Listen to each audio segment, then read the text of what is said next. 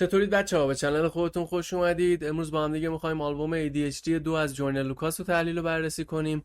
لایک و سابسکرایب و کامنت یادتون نره. بدون معطلی بریم سراغ این آلبوم. ADHD به معنی پیش فعالیه و این آلبوم یه پارت یک هم داره. پیشنهاد می‌کنم اونم حتما گوش بدید. خیلی خفنه. این آلبوم کاور جالبی داره. عکس خود جوینر لوکاسه که یه پروانه رو پیشونیش نشسته و اونور نوشته ADHD 2. این آلبوم 18 تا ترک داره. بریم ببینیم که ترکاش چجوریه. ترک اول فامیلی تراپی اسکیت. فامیلی تراپی اینترو این آلبومه که به معنی جلسه روانشناسی خانوادگیه که داستان نوجوانی جوینر لوکاس رو نشون میده که به خاطر پیش‌فعالی که داشته مدرسه و خانواده و جامعه همه از دستش آسیب بودن و پدر مادرشون رو بردن پیش یه روانشناس تا اونو درمانش کنه. روانشناس هم بهش میگه تو هیچ کار اشتباه نکردی و همین کارات ادامه بده. آخرش هم میگه یه تفنگ من اونجا دارم اونو بردار و برو هر کی که دلت میخواد بکشش. اکثر روانشناسا خودشون روانی ان. یارو روانپزشک میخواد، یعنی چی برو یه نفر رو بکش؟ این اومده درمان بشه. ترک دوم این آلبوم I Wish I Knew. I Wish I Knew به معنی کاش میدونستمه. توی اینترو این ترک اسنوپ داگ میاد و بهش انگیزه میده و میگه برو به این چاقالا نشون بده که واقعا کی هستی و این بازی دست کیه. جوینر توی این ترک و کلا توی این آلبوم بیشتر اتفاقایی که تو زندگیش افتاده رو تعریف میکنه، مشکلاتی که باهاش دست و پنجه نرم میکرده. اگه کارهای جوینر لوکاس رو گوش داده باشید میدونید که اون تو بچگیش هم منزوی بوده و مخصوصا تو این ترک هم میگه تو مدرسه و تو محله بهش زور میگفتن و راجع به اتفاقایی که تو زندگیش به خاطر پیش‌فعالیش واسش افتاده صحبت میکنه و میگه کاش از اولم مثل الان آدم شجاع و نترسی بودم و یه جور دیگه با زندگی و آدما رفتار میکردم. بعدش هم میگه خیلی سخت تلاش کردم و موفق شدم. آخرش هم مادرش میگه برو جلو پسرم، هواتو دارم، موفق باشی. بیت این ترک هم یه بیت ترپ و پیانوی دارک داره. این ترک هم ترک خوبی بود، من خودم دوست داشتم. ترک سوم One of Them. این ترک یه بیت ترپ و پر انرژی داره که آدمو واقعا از جاش بلند میکنه. One of Them به معنی یکی از اوناست. تو این ترک هم از دست کم گرفته شدنش تو دبیرستان صحبت میکنه تا تبدیل شدن به رپری که تو رپ موفق و جایزه گرمی برده و میگه از همه همسناش هم از نظر مالی و هم از نظر ذهنی خیلی جلوتره. کلا تو این ترک میگه نمیتونن منو نادیده بگیرن، یکی از بهترینام. این ترک هم ترک مفهومی و تاثیرگذاری بود. ترک چهارم Tear Me Down با همکاری آوا مکس. سبک این ترک پاپ رپه و همونجوری که از حس و حالش مشخصه این ترک عاشقانه است. تیر میدم به معنی اینی که منو جر بده، بزن منو پاره کن. این ترک در مورد روابط عاشقانه‌ایه که هر دو طرف با وجود اشتباهات و خیانتاشون بازم همدیگه رو دوست دارن و با همدیگه نیاز دارن و نمیتونن همدیگه رو رها کنن، با همدیگه دعوا میکنن. این ترک یه کاروس ملودیک و بی‌نقص داره. ورسای جوینر هم این ترک رو کامل کرده. این ترک هم یه موزیک ویدیو داره که اونم خیلی خفن درآوردن. کلا ترک خوبی بود، خودم هم دوستش داشتم. ترک پنجم کوین اسکیت.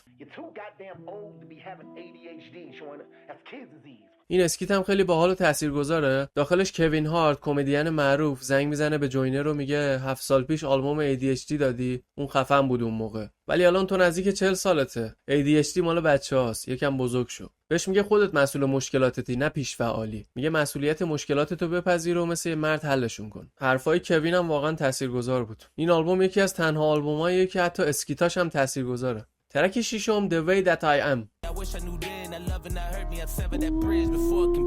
The Way That I Am به معنی جوری که من هستمه. این ترک الگو برداری شده از ترک The Way I Am از امینمه. اول این ترک سوی از امینم میپرسه چیه جوینر رو دوست داری؟ امینم میگه جوینر آدمو تو داستانش غرق میکنه و باعث میشه تو فکر فرو بری، فقط قافیه نمیسازه. این پسر عجیب و فوق العاده است. واقعا هم حرفای امینم فکته. جوینر امینم الگوی خودش میدونه. تو این ترک جوینر در مورد مشکلات و چالشایی که تو زندگی شخصیش داره صحبت میکنه و عصبانی از اینکه هیچ کس اونو درک نمیکنه چون جای اون نیست. بیت این ترک هم یه ملودی پیانوی حماسی و دارک داره که فضاش شبیه همون ترک The Way I Am امینمه. این ترک هم ترک خوبی بود. اکثر ترکای جوینر تو این آلبوم ترکای مفهومیه. ترکاش خیلی تاثیرگذار و باعث میشه آدم تو فکر فرو بره. به خاطر همین نقص تکراری بودن بیتا رو میپوشونه. ترک هفتم رایت. این ترک به معنی شورش و هرج و مرجه. این ترک آدمی رو نشون میده که بیش از حد زیر فشاره و با تمام ناامیدی که داره خشم خودش رو به قدرت تبدیل میکنه. این ترک برای همه کسایی خونده شده که احساس منزوی بودن و نادیده گرفته شدن رو دارن و بهشون امید و انگیزه میده و میگه اگه هدفی داری واسش بجنگ یا بمیر. میگه واسه رسیدن به هدفت دنیا رو به هرج و مرج تبدیل کن. بیتای این آلبوم اکثرا هیپ هاپ و ملودیش هم لوپه. به درد کسایی میخوره که هیپ هاپ قدیم و محتوایی دوست دارن، نه فقط کسایی که دوست دارن چتو مس کنن و هد بزنن به موزیک. این ترک هم از لحاظ موضوع و محتوا خوب بود، منو راضی کرد، ولی بیتشو زیاد دوست نداشتم. ترک هشتم هیت می با همکاری تی پین. تو بیت این ترک از سینتیسایزهای الکترونیک و اتمسفر استفاده شده. هیت می به معنی از خودم متنفرمه. تو این ترک جوینر میگه رپ هم رویامه، هم مجبورم از این طریق به خواسته‌هام و رویاهام برسم، چون با شغلای معمولی نمیتونم یه ماشین و خونه خوب و تایم آزاد داشته باشم. و میگه اگه موفق نشم هم دشمنام هم خانواده‌ام ازم متنفر میشن. کاروس این ترک هم تی پین میخونه که یکی از قدیمی کاراست. این کاروسو خیلی فست با صدای لیزری خودش میخونه که تنها آرتیستیه که صداش بدون اتوتیون لیزریه. اینم یه هدیه خدادادیه به تی پین. این ترک هم ترک خوبی بود، از لحاظ محتوایی خفن بود، ولی بیتش منو راضی نکرد. ولی ارزش داره چندین بار گوش بدید چون محتواش خفن و آموزنده است. ترک نهم دنزل اسکیت. تو این اسکیت هم دنزل واشنگتن، بازیگر و کارگردان معروف آمریکایی، میاد به جوینر میگه تا حالا همش سیاهی‌ها و تاریکی‌های درونتو بهمون نشون دادی. وقتش قسمت روشنایی خودت هم نشونمون بدی پسر. این اسکیت یه اسکیت خیلی جالبیه چون یه کاری با ذهن مخاطب میکنه که باعث بشه دوباره بره آلبوم از اول گوش بکنه. چون میگه منظورش از ADHD پیش فعالی نیست. منظورش All Day He Dreamsه، به معنی اینه که اون هر روز رویا پردازی میکنه. بعد از این اسکیت ترک‌های آلبوم مثبت میشه. جوینر هم تاثیرات مثبت زندگیشو بازگو میکنه. ترک دهم وایت نویز. بیت این ترک هم مثل ترک‌های قبلیه، ملودیش هم تکراری شده. یه نوت و یه ریتم کلا ملودیاش. وایت نویز به معنی صدای سفیده. این ترک در مورد حرفاییه که ناخودآگاه انسان تو تنهاییش بهش میزنه. همون صدای درون آدمه. همون فکرای مختلف و جور و جور مثبت و منفی که مدام به ذهن آدم میاد. و تو این ترک از فشار روانی و چالشایی که انجام دادن اون فکرا واسه آدم داره میگه. کلا این آهنگ فضای مثبتی داره و جوینر توش قبول میکنه که هر چیزی که هست تاثیر کاراییه که تو گذشته انجام داده. این ترک هم از همه لحاظ خفن بود. جدا از تکراری بودن بیتاش، محتواش خیلی تاثیرگذار بود. خودم خیلی تاثیر گرفتم. ترک 11 باترفلای افکت. بیت این ترک خیلی بیت جالبی بود. فضاش با کل آلبوم فرق میکرد. یه گیتار آگوستیک ملودیک و آرامش بخش داره. درامش هم دوست داشتم. باترفلای افکت به معنی اثر پروانه‌ایه. اثر پروانه‌ای یعنی تغییرات کوچیک میتونه تاثیرات بزرگ و غیر قابل پیش بینی داشته باشه، هم مثبت هم منفی، که تو این ترک بیشتر قسمت مثبتش مد نظرشه. یه معنی دیگه هم داره، به معنی تبدیل کرم به پروانه است که ایهام داره از تبدیل شدن از یه آدم فقیر به پولدار. جوینر وضعیت زندگی خودشو میگه. این ترک هم از لحاظ محتوایی خودم خیلی دوستش داشتم. واقعا عالی و بی‌نقص بود. ترک 12 Anxiety Wins با همکاری بلک بیر. بیت این ترک هم مثل قسمت دوم آلبوم انگیزشی و مثبته، سردرگمی فکر و چالش من با من رو نشون میده. این ترک به معنی اینه که استراب برنده میشه. کاروسش ملودیکه. تو این ترک جوینر در مورد تاثیرات منفی شهرت و تنهایی و افسردگی صحبت میکنه. میگه با اینکه از تنهایی متنفرم ولی مجبورم چون من تغییر کردم. روحم آسیب دیده و تمام فکرامو میریزم تو خودم و حل نمیشه و استراب و استرس بر من غلبه میکنه و برنده میشه. این ترک هم ترک تاثیرگذار جالبی بود. خودم هم دوستش داشتم. ترک 13 نوس و فاز با همکاری تایدالا ساین.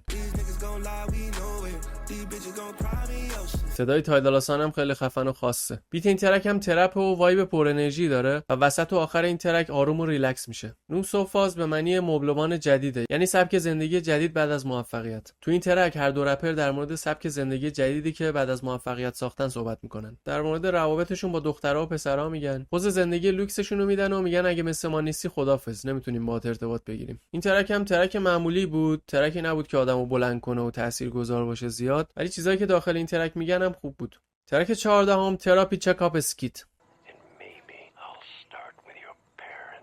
تو این ترک جوینر با دوستاش داره بیرون بازی میکنه و تراپیستش دوباره بهش زنگ میزنه و میگه چی شد، کارایی که بهت گفتم و کردی، کسی رو کشتی؟ اونم میگه نه. بعد روانشناسه بهش میگه اگه تا آخر هفته کسی رو نکشی مجبورم خودم دست به کار بشم. اولا با پدر مادرت شروع میکنم. What the fuck؟ واقعا روانپزشکی روانیه. ترک 15 اکتیو با همکاری بیگ شان. اصلا نمیتونم این ترک رو پاز بزنم. شیطونه میگه خیر کپی رایت بگذر. اکتیو به معنی فعاله. این ترک 4 تا ورس داره و اکثر ورساش هم فسته. یه ترک گنگ ترپ و بیتش خیلی پر انرژیه و 2-3 بار ملودیش عوض میشه. وسطای ترک هم بیت سویچ میشه. تو این ترک هر دو رپر با قافیه بازی و فلوهای خفن خودشون ثابت میکنن که شاعر و رپر قویین. تو این ترک میگن جرأت و شجاعت دارن که فکر و عملشون که خلاف جامعه است و میگن و بهش عمل میکنن. با خشونت به فشارهای روانی و ذهنی که از طرف جامعه روشونه جواب میدن و میگن با با پرکاری و تلاش و موفقیت جواب همه رو میدن. این ترک هم همه جوره عالی بود، یکی از ترک‌های خفن این آلبومه، خودم دوستش داشتم. ترک 16 هم تایم از مانی با همکاری جی بالوین، د بیبی و فایربوی دی ام ال. تایم از مانی یعنی وقت طلاست. تو این ترک همه آرتیستا در مورد روابطشون با دخترها و عشق و حال پارتی میخونن. بیت این ترک هیپ هاپ ترپه و 808 های سنگینی داره، جوری که ملودیش اصلا زیاد شنیده نمیشه. جی بالوین هم لاتین میخونه تو این ترک. کلا منظورشون اینه که وقت طلاست دختر، بیا با هم عشق و حال کنیم. کاروسش هم فایربوی مثل افرو میخونه. این ترک هم ترک باحال و شادی بود. واسه دور شدن از فضای سنگین آلبوم یکم لازم بود. ترک 17 هم Listen to my demo.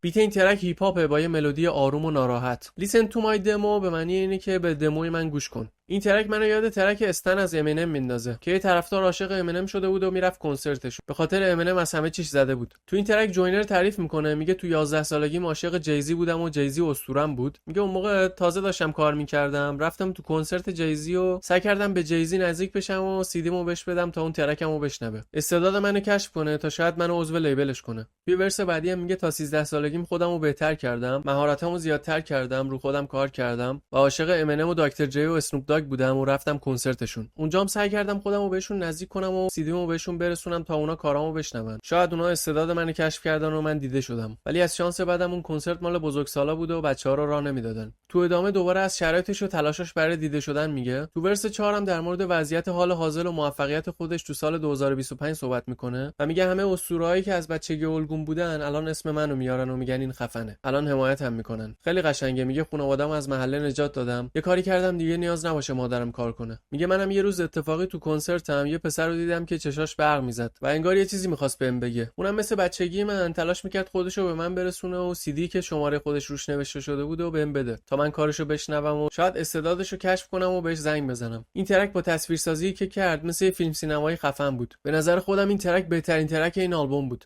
ترک 18 هم ماما با همکاری کریس براون.